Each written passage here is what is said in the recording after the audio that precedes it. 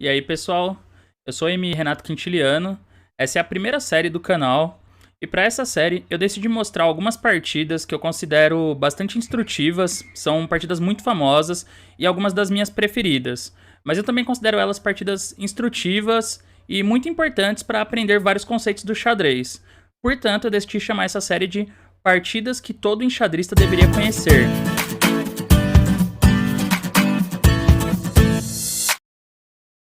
Pessoal, hoje a partida que eu escolhi é de um jogador que talvez algumas pessoas aí não conheçam. Ele não é um jogador tão famoso quanto os que nós vimos até agora na nossa série, porque ele não foi campeão mundial. Mas, sem dúvida, foi um dos melhores jogadores da sua época, que é o Akiba Rubinstein. O Rubinstein é um jogador com partidas muito instrutivas, muito boas, mas que de alguma forma foi negligenciado, né? Um pouco negligenciado aí na história do xadrez, porque ele não chegou nem a ser campeão mundial e nem a disputar um título, um match aí pelo título do campeonato mundial, né? Apesar de, na opinião de muitos jogadores, eu incluso, ele teria toda a capacidade de desafiar na época ali que seria o Lasker, Emanuel Lasker. Mas o Rubinstein teve problemas, ele não conseguiu juntar, se eu não me engano, ele não conseguiu juntar o dinheiro para a bolsa do match na época, e depois veio a Primeira Guerra Mundial, e ele teve muitos problemas depois disso, inclusive psicológicos depois da guerra, e teve um fim de carreira bastante triste. Mas foi um jogador que deixou partidas muito, muito boas e chegou a vencer os 3 campeões mundiais da época que ele estava disputando ali, que foram Lasker, Capablanca e Alekhine. Então, um cara desses não tem nada a dever, né? Com certeza tinha capacidade de bater de frente com o campeão mundial da época, que era o Lasker. Essa é uma partida bem famosa, Rothwell e Rubinstein. Se eu não me engano, é uma das mais famosas do Rubinstein, se não for a mais famosa. Apesar de que ele é um jogador muito conhecido pela habilidade dele nos finais de torre. E todo mundo fala que os finais de torre são os mais difíceis, inclusive para grandes mestres, e eu concordo, mas o Rubinstein ele se destacava nessa fase aí. Ele tem partidas de finais de torre muito, muito instrutivas, que com certeza a gente vai ver algum dia em outros vídeos. Mas essa partida Rothwell e Rubinstein, ela é conhecida como a Imortal do Akiba, e é uma partida de ataque, que eu gosto bastante. Ela é muito instrutiva também, e nós veremos isso hoje. Então, essa partida começou como um peão-dama,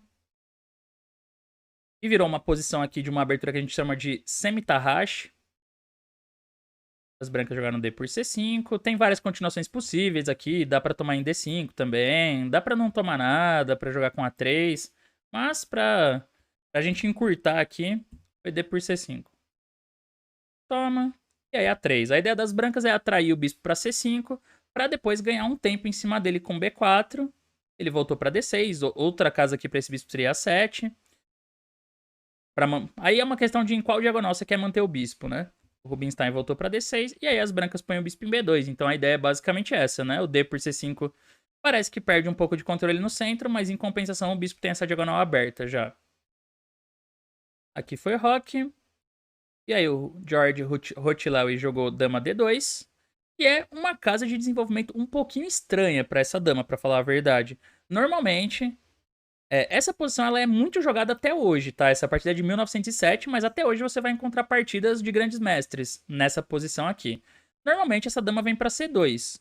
Parece uma casa mais útil, porque as brancas já deixam a casa D1 livre para torre. Então, de alguma forma a dama tá mais bem colocada em C2, né? Ela tá mais harmônica. Dama D2 não parece ser a casa ideal.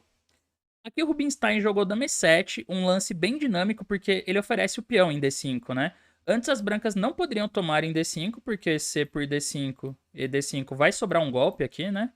Quando trocar tudo em D5 e dama por D5, tem um bispo B4, um ataque descoberto, ganhando a dama das brancas. Então não dava.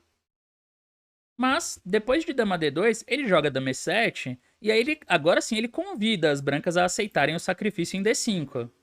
Porque não tem mais o ataque descoberto, né? Então, até que era uma possibilidade. As brancas poderiam jogar agora C por D5, E por D5, cavalo por D5, cavalo por D5 e dama por D5. E aí as pretas têm mais desenvolvimento pelo peão. Eu acho que baseado nisso já o Rothwell ele não quis entrar na posição, mas ele poderia ter tentado jogar com essa posição aqui. Seguiria bispo E6 e aí as brancas vão perder mais tempos com a dama, enquanto as pretas vão centralizar as torres, né, para D8 e C8 e jogar pela atividade. Mas ele não quis saber aí dessas complicações, ele jogou com o bispo D3. Só que o bispo D3, ele é um erro. Dama D2 com certeza não foi um lance bom. E bispo D3 é mais um erro das brancas. Depois disso, a gente já pode dizer aqui, eu já costumo dizer para os alunos quando eu mostro essa partida, que as pretas estão de brancas agora. Por quê? Porque o Rubinstein joga D por C4, daí bispo toma C4, aí B5, bispo D3, e a gente tem uma posição simétrica.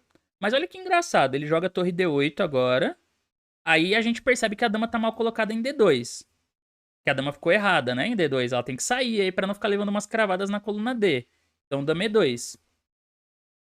Mas essa posição é engraçada, porque ela é simétrica. Os dois lados têm a mesma estrutura.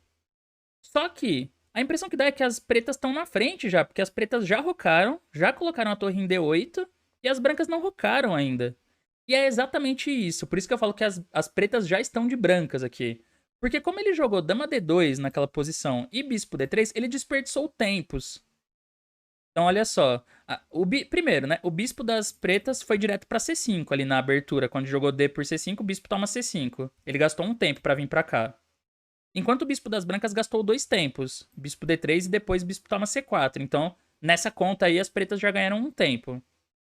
A dama das pretas também veio pra E7 de uma vez. Enquanto a dama das brancas fez dama D2 e dama E2.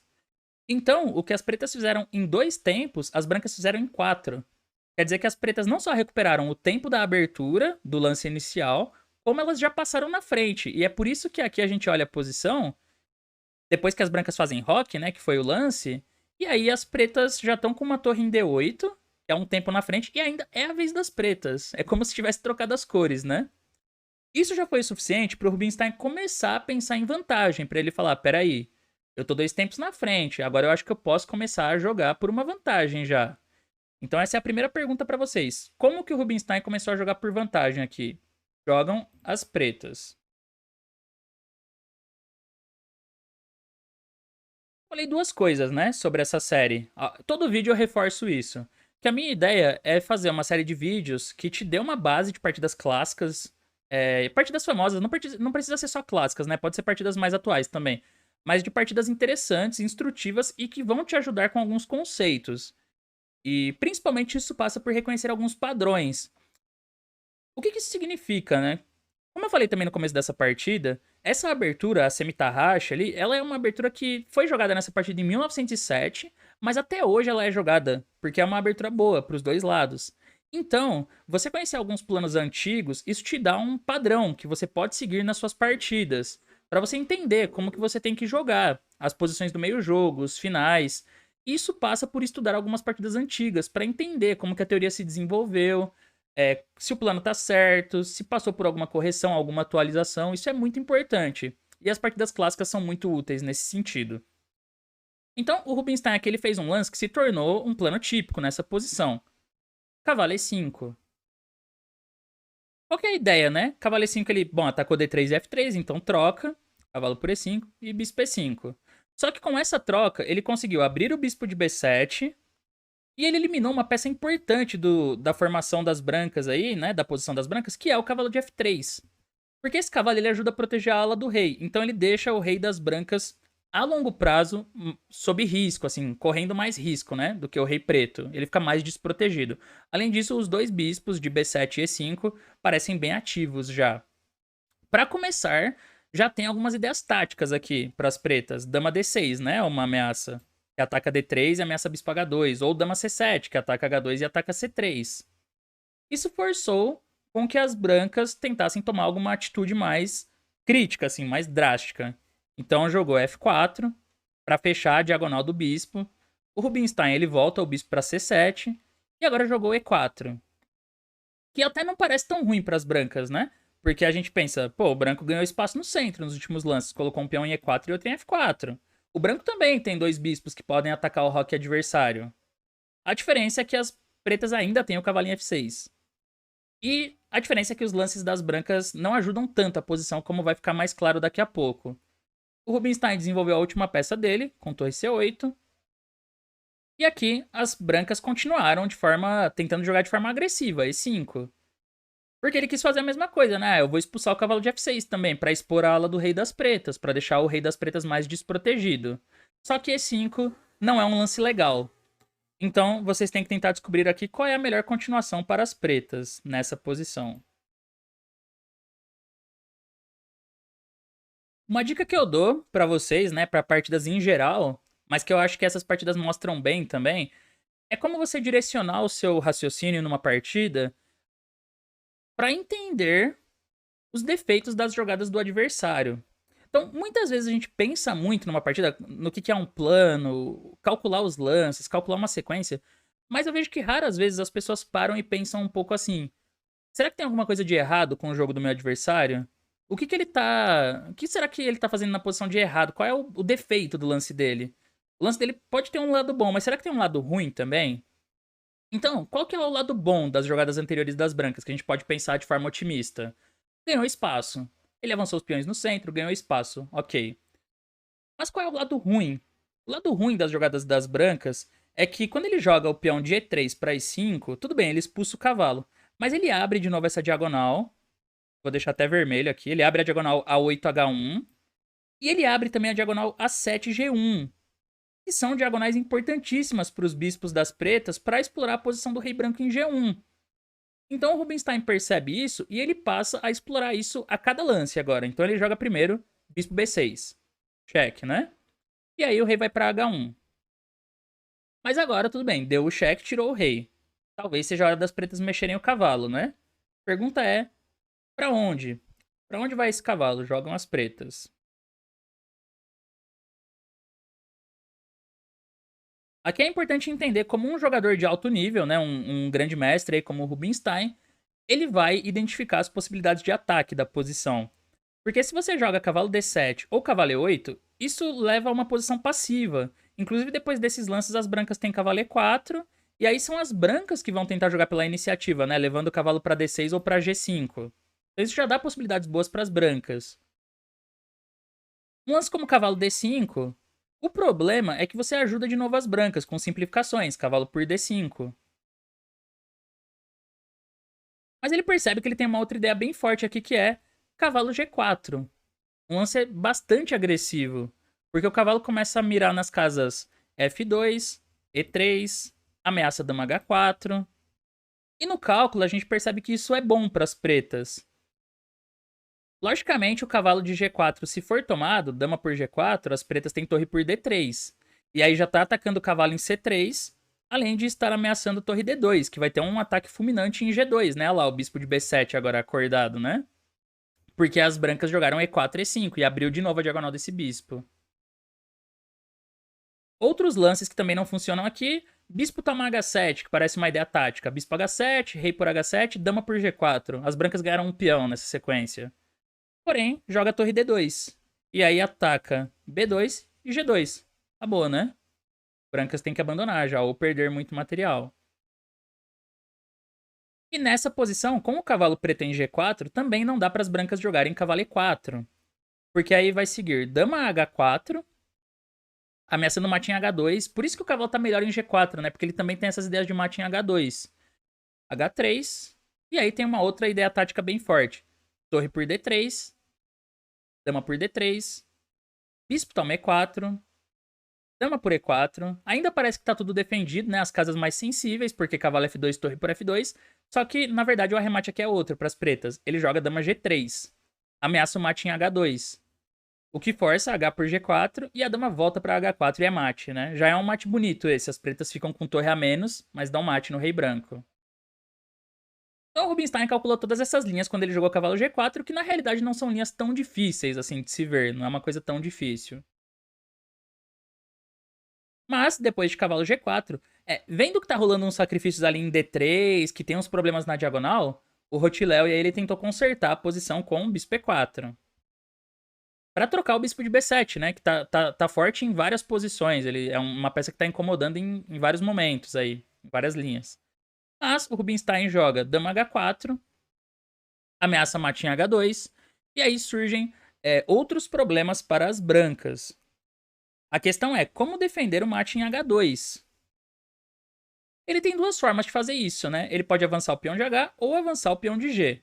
Na partida, as brancas escolheram jogar G3. Parece uma jogada arriscada, né? Você bate o olho e fala, não, isso aqui tá com cara de que vai dar problema, de que vai dar errado. Porque abre a diagonal, né? Ainda mais a diagonal A8, H1. Mas por enquanto ele tem o bispo em E4 pra controlar isso, então ele não tá com muito medo. E ele pode argumentar aqui, sempre de uma perspectiva otimista, né? Que ele ganhou um tempo atacando a dama das pretas. Então as brancas estão tentando organizar a defesa ganhando tempo. Mas esse é o momento mais legal da partida. Então eu quero que vocês tentem descobrir aí, calcular. Esse é um momento legal para calcular, inclusive, e tentar descobrir como que o Rubinstein jogou nesse momento. A minha dica é, tente calcular os próximos 2 ou 3 lances, não só descobrir qual foi a jogada que ele fez agora. Você vai se divertir bastante nessa análise. Bom, espero que vocês tenham trabalhado o cálculo aí, tentado chutar pelo menos alguns lances candidatos e calcular as variantes, porque além de ser bem legal para treinar o cálculo, essa posição, ela é muito bonita. As ideias que surgem são muito bonitas, assim, são muito estéticas, e por isso que essa partida é bem famosa. Então, jogou G3. Como eu disse, atacou a dama, né? Atacou a dama. E o bispo tá no ar também lá em B7. Então, provavelmente o Rotiléu, aqui no auge do otimismo, né? Deve ter pensado: bispo E4, eu tomo de cavalo. E agora a dama tem que continuar defendendo o cavalo ali em G4. Mas se jogar dama H3, eu tenho cavalo G5. Se jogar dama H5, eu tenho cavalo D6. E aí eu tô no jogo, né? Tá tranquilo, tô no jogo.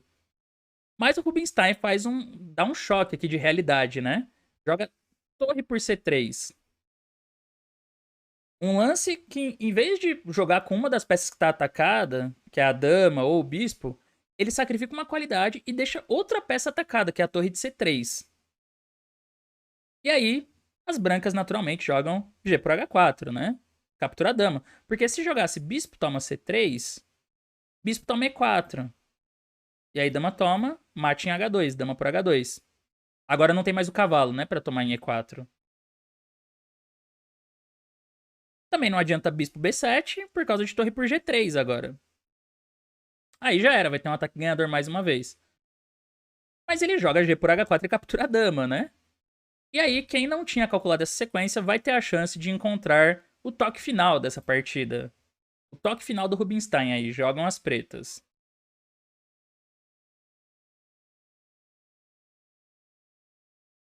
Bom, o toque final dessa obra-prima, ele complementa o lance anterior, porque o lance anterior, torre por C3, a ideia era enfraquecer o controle das brancas sobre a casa E4. E aí ele complementa isso com outro sacrifício, torre D2. Então vejam que posição. O bispo de B7 tá no ar, o cavalo de G4 tá no ar, as duas torres das pretas estão no ar, e mesmo assim as pretas estão ganhas. As pretas dão mate aqui. A partida terminou assim, ó. Dama por D2. Outros lances não funcionam. Por exemplo, bispo C3, ele jogaria bispo E4, provavelmente. E quando dama E4, torre por H2 é mate. Então jogou dama por D2. Aí, bispo E4, dama G2, né? Cobre o cheque. Porém, o Rubinstein finaliza aqui com esse lance, ó. Torre H3, a torre passa pelo outro lado. E ele dá um mate inevitável em H2, porque a dama tá cravada. Então, é mate. Essa posição final é muito bonita, né? O jeito que as peças pretas trabalham, assim, de uma forma perfeita para dar mate em cima do rei branco. E por isso que essa partida é conhecida como a imortal do Akiba, né? Porque ele começa jogando ali um bom xadrez posicional, o cavalo E5, que se tornou um plano temático, uma ideia temática de enfraquecer a posição do rei adversário do rei branco ou do rei preto, né? Porque como a gente viu, nessa partida as brancas caíram na posição ali com 2 tempos a menos já. Mas se as brancas jogassem bem, elas podem cair na mesma posição com os tempos certos. E aí as brancas que vão jogar cavalo E4. Porque a estrutura é simétrica, o que quer dizer que quem tiver tempo de fazer o plano primeiro vai ter iniciativa. Então essa se tornou uma ideia temática. Mas a partida ficou especialmente famosa por esse arremate lindo, né? E pela forma ali como ele foi jogando instrutiva, que as brancas vão avançando os peões no centro e isso só expõe a posição do rei. Então esse arremate aqui é bem legal, por causa desse sacrifício de dama. Agora, só a título de curiosidade, ali atrás, se em vez de jogar G3, as brancas jogassem H3, elas levariam uma série de sacrifícios parecidos também, que terminariam com uma posição ganhadora para as pretas. Mas eu vou mostrar pra gente tirar essa curiosidade aqui, né? H3 não era uma defesa melhor. Ele jogaria torre toma C3. E aí bispo toma C3. Porque se dama por G4, agora as brancas ganham, as pretas ganham assim, ó. Torre por H3, dama por H3. Porque se joga G por H3, bispo E4, Ré H2 e torre D2. E dá mate. Então dama por H3, aí dama por H3, G por H3, cai o bispo em E4 com cheque, bispo E4, Rei H2, torre D2, esse rei tem que subir para G3, aqui já tá caindo o bispo em B2, mas na verdade as pretas vão pro mate, né? Torre G2, Rei H4, bispo D8, Rei H5, bispo G6, e dá esse mate aí no rei branco lá em H5. E se, depois de torre por C3, joga bispo por C3 mesmo, aí tem bispo toma E4, porque se dama por E4, tem dama G3, um mate que a gente já viu aí, H por G4, dama H4. Então dama por G4, dama por G4, HG4, e ele joga aqui torre D3. Essa seria, eu diria que essa é a melhor chance das brancas de seguir lutando, porque o torre D3 ataca o bispo em C3 e ameaça a torre H3 mate. Então isso forçaria a RH2, e aí torre por C3. Esse é um final ganho para as pretas. As pretas ganham nesse final com certeza. Mas ainda teria mais jogo aqui. Daria para as brancas resistirem um pouco mais. Essa seria a melhor defesa. Mas, nesse caso, a gente não estaria vendo a partida, né? Ou a partida não seria tão famosa assim, porque realmente o apelo que ela tem é essa parte artística aqui, de esse arremate artístico, né? De G3, torre por C3, G por H4 e torre D2. E a posição final é muito bonita, né? As pretas sobram só com as peças do mate ali e uma coordenação absurda que garante o ataque ganhador.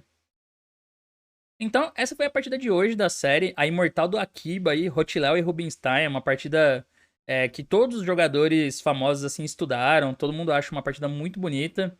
Com certeza é um dos melhores arremates aí da história. Desse grande jogador que é o Rubinstein, que muitas pessoas não conhecem por não ter sido campeão mundial.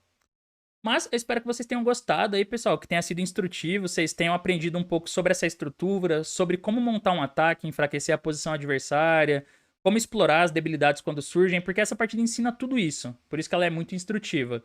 Então, se você gostou da partida, não se esquece de deixar o like aí no vídeo, de se inscrever no canal.